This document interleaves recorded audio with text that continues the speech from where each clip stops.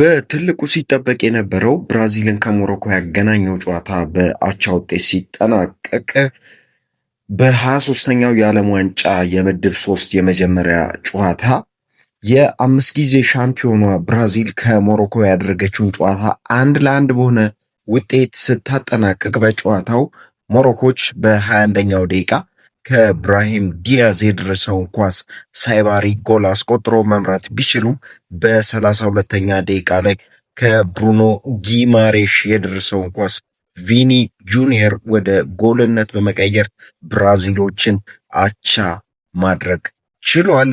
ብራዚሎች በዚህ ጨዋታ ከመሸነፍ ነው የዳኑት ማለት ይቻላል። ሞሮኮች እጅግ በጣም ድንቅ ነበሩ።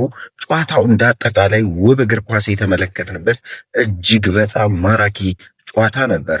ጨዋታው እጅግ ማራኪ ሲሆን በዚህ ጨዋታ የ18 ዓመቱ ሞሮኮያዊ የሊሉ አማካኝ አዩብ ቦአዲድ የወደፊቱ የእግር ኳሱ ንጉስ እንደሚሆን ፍንጭ ያሳየበት ሆኗል። የዛሬን እዚህ ጋር አበቃን። ቻናላችን ለብዙዎች ተደራሽ እንዲሆን ሼር፣ ኮፒ ሊንክ በማድረግ ቤተሰብ ይሁኑ። መልካም ቆይታ